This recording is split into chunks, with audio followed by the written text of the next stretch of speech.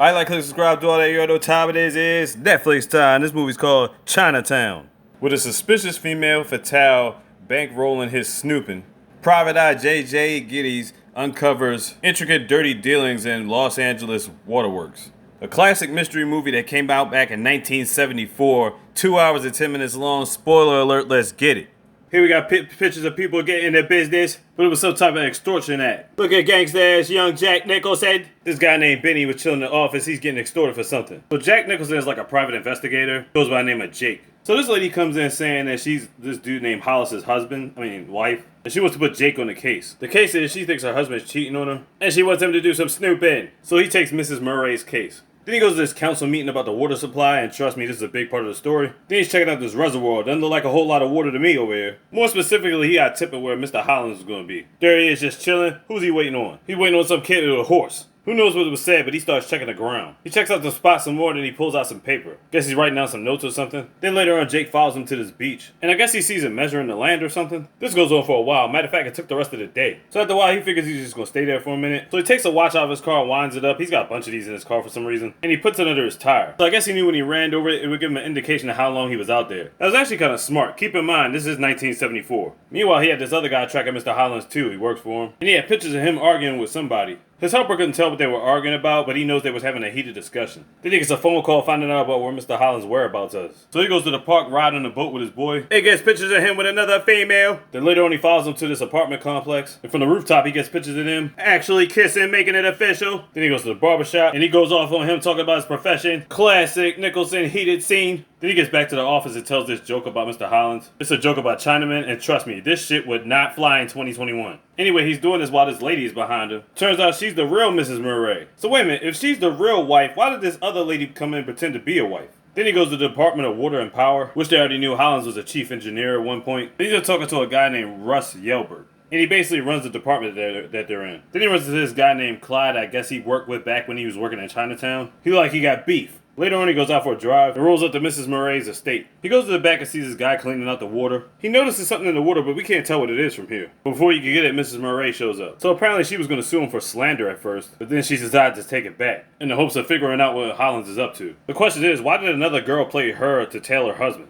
Later on, he goes to a spot that's supposed to be closed to the public, but he lies to the officer that tells him he's Russ and gives him one of his cards. And meets up with these other detectives that are on the case. So at this point, Hollins has been missing for a little bit and they're looking for him, but Detective Lou has already found him. There's a rope being pulled out the water, and Hollins is dead as shit. So now this case has gone from a scandal to a search and rescue to a murder mystery. So later on, Jake goes to the coroner, and some people thought he committed suicide, but his lungs were filled with salt water. Why is that important? That'll come up later on. Somebody just said he was liquored up and drowned in a certain spot. They say he originally drowned by the bridge. Now obviously that don't make no sense to Jake, because there's barely any water over here. It's like, how the fuck would anybody drown here? He ends up talking to this kid, getting some information. Now, how did he get him out here? I have no idea. So he goes back over to the reservoir spot at night, snooping around. And apparently he was doing too much, because apparently some goons caught him. Hey, man, see, you're getting too nosy for your britches, see, man. You might be like, that's all I'm doing is cutting your nose, see? Yeah. I don't know why I sound like Muggsy doing that. This nigga don't look nothing like Muggsy, but you get the point. Anyway, they cut his nose and leave it at that. You don't do that to Jack and get away with it. So he gets a call from this lady named Gittes Sessions, and she gives him some information, but she can't give too much. I'm pretty sure she's involved in some shit. Now, whoever Gittes Sessions is, Jake has no clue. So Jake meets up with Miss Murray again to get the check straight, and notices it had the name Cross on it. So who the heck is Cross? So he needs to find out more situations about the water supply. Somebody tried to send the water outside of the city, but we don't know who's really behind it yet. Then he goes back to Russ's office. They start looking at the pictures on the wall, and we find out this guy's name is Noah Cross. Then he looks at some more pictures, and we find out Hollins used to work with Noah. Turns out Noah actually owned the entire water supply, and Hollins was pretty much his partner in it.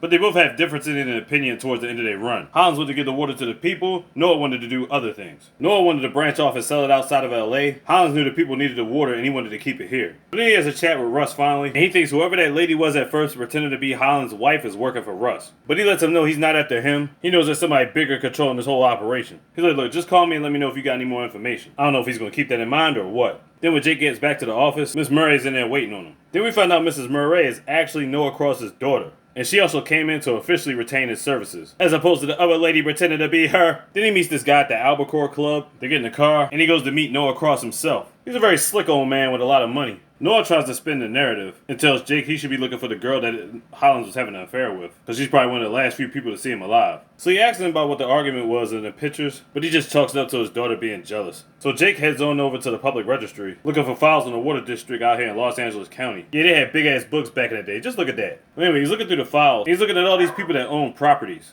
He wants to take the book out, but obviously he can't do that. So he pretends to cough and then rips the page out. Then he starts checking out certain areas. That tell him to keep out, no trespassing. Apparently he was doing too much digging, cause he had to get low, nigga started shooting. Then he ends up running into a tree, and they beat the fire out of him, checking it for weapons, he ain't got none. He says he got written paperwork to check the areas. They thought it was some people coming out there to irrigate their land and whatnot. He tried to fight back, then they gave him the beast by Dre, and that's that. Next thing we know, we see Mrs. Murray standing over him, and she gets him up out of there. He finds out about some dude named Jasper who was supposedly died 2 weeks ago, but they say he purchased some land last week. Sounds suspicious, right? So they go to this retired home, right? And they find out most of the people in there, whether they know it or not, own some type of land. Specifically, some land used for the water supply. To further tie this in, this lady is the richest out of all of them, and she sponsors the Albacore Club. And who runs that club? Obviously Noah Cross, her father. Here comes this nigga.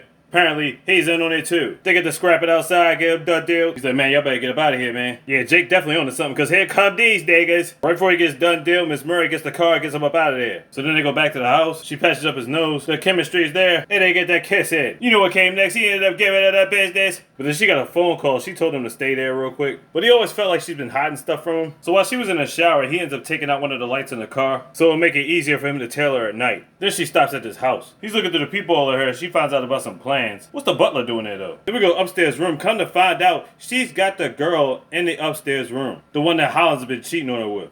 I know Jake's got to be thinking, what in all of the fuck? So when she gets in the car, he hops in with her. He's like, look, you got to tell me what it is. I'm taking you to the police. Because at this point, he pretty much thinks she kidnapped her. The thing is, the girl's name is Catherine, and she says that's Mrs. Murray's sister.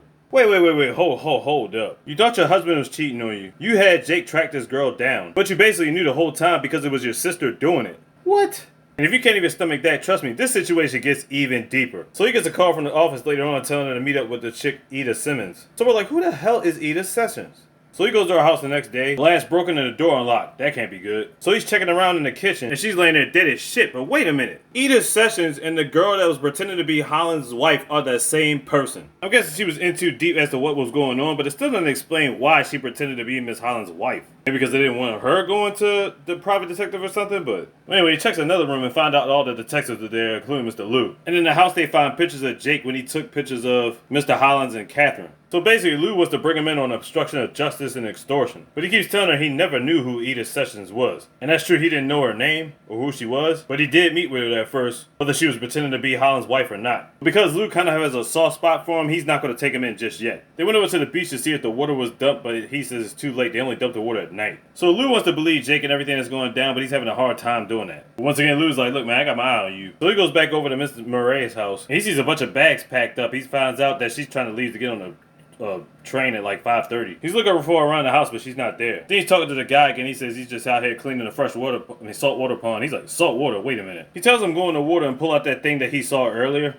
Whatever that is. Turns out they were broken glasses. Oh shit. You know who else wore glasses? Hollins. So Jake goes back over to Catherine's spot. He breaks in and he's like, look here, Miss Murray, you gonna tell me the real deal, what the fuck is going on? Because you've been hiding shit from me. After some convincing, he finally breaks her down. He's like, yo, who the hell is Catherine? She says she's my sister and my daughter. He's like, wait, what the fuck did you just say? So basically, her father raped her when she was 15. She ended up having a kid. That kid was Catherine. So technically they're blood because they're sisters, but he gave birth to her, so that's her daughter also. This shit just blew my mind on so many fucking levels. And she's trying to pack up and get the hell out of there because she knows her father and how dangerous he is and what he's capable of. And apparently now Jack does too. And it's insane how alike they look. That shit is crazy. So he gives Miss Murray time to get away, and he calls up Lou to keep him on his trail. But of course Lou doesn't feel like he's got enough information, so he needs Jack to take her to Miss Murray. So Jack ends up taking Lou to the spot, tells him he's got to go in there alone to get her. He's like, look, be out in 3 minutes. Come to find out, damn girl, what happened to your eye? This is that dude spot he owed favors from the beginning. He basically convinced them to get his car so they could dip out with her around the back. And they get low. They go to the house to get the rest of Miss Murray's stuff. Jake tells him his debts is paid, you good. Just get their stuff and get him out of here. Then he calls up Noah so he can set up his deal. So Jake confronts Noah one-on-one, and we found out Noah was the one that killed his ex-partner Hollins. He killed him in the pond and then had him moved over to the beach. Because the glasses that were found in the pool were not Hollins' glasses, they were Noah's glasses. But did you really think Noah was coming by himself, Jake? Come on now, you know you had his right-hand man with him. So they pull up to Chinatown where she's supposed to be at, and there's Lou, who was obviously in the pocket of Noah, and now we figured that out. Then Noah spots Catherine coming out the station, and Catherine knows nothing about how she was conceived and all that stuff. And Miss Murray's gonna make sure she keeps it that way. Then all of a sudden she pulls out a gun. She get in the car, still got the gun pointed at Noah. She shot him in his shoulder. He's grazed all slow. So she gets to the car, she about to dip off. Police start shooting. They still shooting. And we thought she pretty much got away. But they ended up catching up to the car, and that shot went straight through her skull, through her eye. Holy shit. Yeah, there's a ridiculous aim to do that, but she's done deal dead. Catherine's horrified, and just seeing them together that close is disgusting.